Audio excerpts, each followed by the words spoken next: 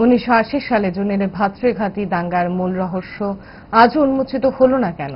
জবাবদিহি করুক বামফ্রন্ট। আজ ফের ধর্মনগরে দাঁড়িয়ে বামেদের নিশানা করলেন প্রদেশ বিজেপির সভাপতি রাজীব ভট্টাচার্য। ধর্মনগরে আজ শাসক দলের তরফে আয়োজন করা হয়েছিল ধিক্কার সভা। রাজ্য সরকারের বিরুদ্ধে পরিকল্পিত মিথ্যাচারের জবাব দিতে এই প্রকাশ্য সমাবেশ করা হয়। বিজেপি সভায় প্রধান বক্তা হিসেবে উপস্থিত ছিলেন রাজীব ভট্টাচার্য। বিরোধীদের অপপ্রচার নিয়ে আমজনতাকে সচেতন থাকার বার্তা দিলেন রাজীব ভট্টাচার্য। সংবাদ মাধ্যমে বামেদের আক্রমণ করে দলের বক্তব্য তুলে ধরেন রাজীব ভট্টাচার্য। তিনি বলেন,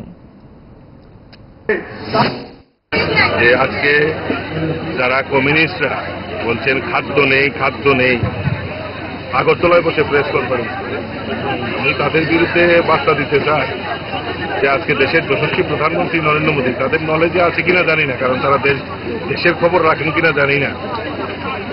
নরেন্দ্র মোদীজি অলরেডি আমাদের 5 কেজি করে চাল আমাদের ফ্রি যাতে গরিবরা নিতে পারে তার ব্যবস্থা করেছেন। সেই করোনা কাল থেকে এখন পর্যন্ত সেগুলি চলছে।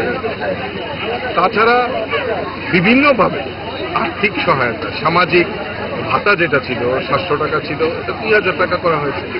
পিডিএস সিস্টেমে চাল তো ফ্রি হচ্ছে, বাকি জিনিসগুলিও যাতে সুলভ মূল্যে, মুসুরি ডাল, সরষের তেল, ময় মশলা থেকে শুরু করে যাতে তারা সুলভ মূল্যে কিনতে পারে তার ব্যবস্থা আমাদের রাজ্য সরকার করে।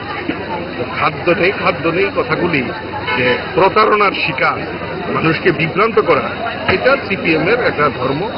তার ধর্ম মানুষের সামনে আমরা তুলে ধরেছি। তৎসঙ্গে সিপিএম বলছে ল অ্যান্ড অর্ডারের কথা বলছেন। 1980 সনের যে জুনের দাঙ্গা, আমি তথ্য তুলে ধরেছি, এটা আমার বক্তব্য না, তথ্য তুলে ধরেছি যে তারা কার নির্দেশে এই 80 জুনের দাঙ্গা হয়েছিল, কারা কারা জড়িত, আজ পর্যন্ত রাজ্যবাসী তার জানতে পারেনি। তার জন্য কোনো তদন্ত কমিশন হয়নি, তার জন্য কোন রকম ম্যাজিস্ট্রেট পর্যন্ত তদন্ত হয়নি। বারবার বলা হয়েছিল প্রশাসন।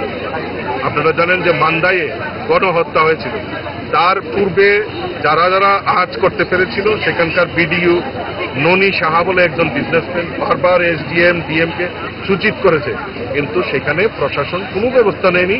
মাত্র আগরতলা থেকে 20 কিলোমিটার, সেই সময় এডিশনাল ফোর্সও আগরতলাতে ছিল, কিন্তু সেখানে পাঠানো হয়নি।